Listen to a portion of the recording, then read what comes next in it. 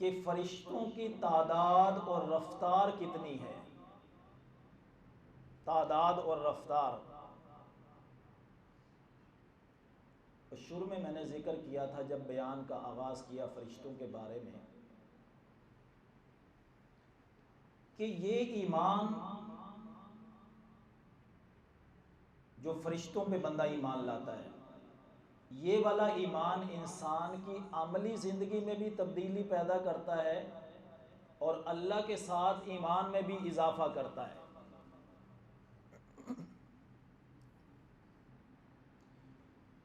فرشتوں کی تعداد اور اس کی رفتار، اس کو میں آغاز میں کہہ دینا چاہتا ہوں آپ کو کہ ان دونوں چیزوں کا اندازہ لگانا انسان کے ذہن اور عقل کے بس کی بات ہے ہی نہیں.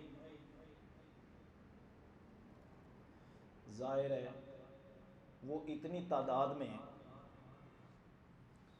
کہ عرش کے ارد گرد کثیر تعداد میں موجود ہیں، سدرۃ المنتہا پہ موجود ہیں، ساتوں آسمان فرشتوں سے بھرے پڑے ہیں، فضائیں بھری پڑی ہیں.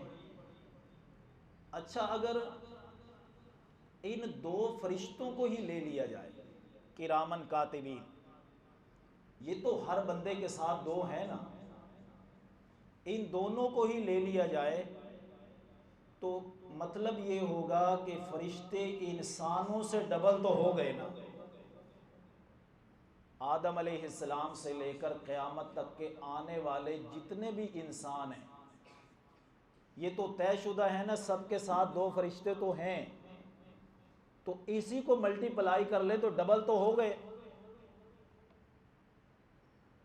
لیکن میں ابھی آپ کو کچھ واقعات، کچھ دلائل، کچھ شواہد، کچھ احادیث سے باتیں ذکر کروں گا، کچھ قرآن سے آیات ذکر کروں تو آپ کی عقل تو دھنگ رہ جائے کہ یہ فرشتے اتنی کثرت میں ہیں.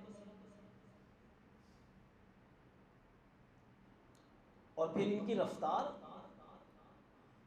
کی رفتار کو ناپنے کا کوئی آلہ آج تک ایجاد ہوا ہی نہیں.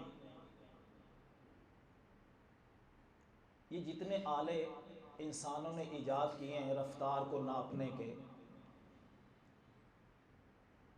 ان میں جو سب سے تیز شے ہے، جو بہت تیزی کے ساتھ ٹریول کرتی ہے، تو ان کے آلوں نے بتایا کہ سب سے تیز جو چیز سفر کرتی ہے وہ روشنی ہے. یہ سورج ہے، سورج کی روشنی زمین تک آنے میں کتنا وقت لگتا ہے؟ ان کا آلہ بتاتا ہے، سائنسدانوں کی تحقیق بتاتی ہے کہ 8.3 منٹس، بس اتنا وقت لگتا ہے سورج کی شعاؤں کا زمین کی طرف آنے تک. اور فاصلے کتنے؟ 93 بلین. یہ اتنا فاصلہ ہے، یوں سمجھ لیجئے کروڑوں میل کا فاصلہ ہے. روشنی سفر طے کرتی ہے تو وہ بھی 8.5 منٹ میں تقریباً زمین تک پہنچتی ہے. تو آپ اندازہ لگائیے سورج تو یہ کھڑا ہے، کہاں آسمان، کہاں پھر دوسرا آسمان، کہاں تیسرا آسمان، کہاں ساتواں آسمان، اور کہاں عرش معلی. لمحے میں چلے جاتے ہیں، لمحے میں آ جاتے ہیں. کون سا آلہ ان کی سپیڈ کو ناپے گا؟ یہ انسانی عقل سے بہت اونچا کام ہے. انسانی ذہن کی وسعتوں سے یہ بڑا وسیع دائرہ ہے. یہ جو لوگ انکار کرتے ہیں ایسی چیزوں کا، فزکس کے ماہرین جو بہت پڑھ گئے وہ تو اپنے فارمولے فٹ کرتے ہیں. وہ کیسے مانیں گے کہ فرشتے موجود ہیں اور اتنی تیز رفتاری کے ساتھ چلے جاتے ہیں؟ تو نہیں مانیں گے. یہ وہی مانے گا جس کو قرآن اور حدیث کے اوپر پورا یقین ہے. میرے حواس خمسہ، 5 سینسز، میری عقل یہ جواب دے سکتی ہے، لیکن قرآن و حدیث میں لکھا ہوا کبھی غلط نہیں ہو سکتا۔ تو اس لیے اللہ سورہ معارج میں فرماتے ہیں، غالباً آیت نمبر 4 ہے، اللہ فرماتے ہیں تعرج الملائکۃ والروح، چڑھتے ہیں فرشتے اور روح القدس الیہ، اس اللہ کی طرف، فی یوم، ایک اس دن میں، کان مقدارہ الف سنہ، اس دن کی مقدار کتنی ہے؟ 1000 سال۔ اور مطلب یہ ہے کہ جو سفر تم ہزاروں سالوں میں طے کرتے ہو یہ دنوں میں طے کر لیتے ہیں، اتنی سپیڈ ہے ان کی۔ اور یہ کب فرما رہے ہیں اللہ؟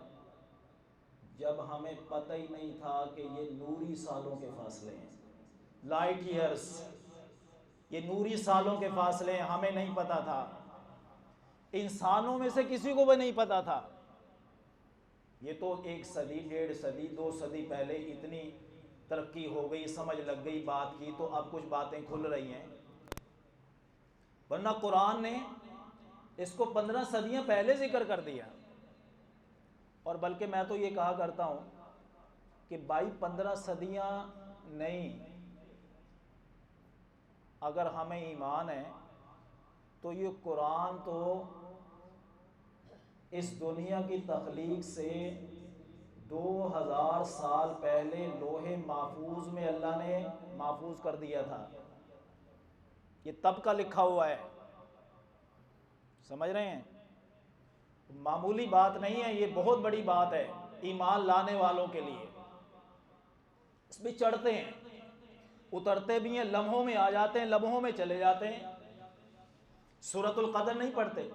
تنزل الملائکۃ والروح فیہا، اس رات میں ہی روح القدس اور فرشتے زمین پہ آ جاتے ہیں،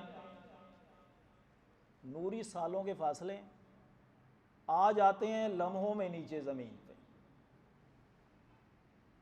کتنی ان کی سپیڈ ہے، کتنی رفتار ہے، اور کتنی ان کی تعداد ہے، کوئی اندازہ نہیں کر سکتا۔ ایک روایت دیکھیے، آپ صلی اللہ علیہ وسلم نے فرمایا کہ یتعاقبون فیکم، کہ یہ فرشتے تمہارے پاس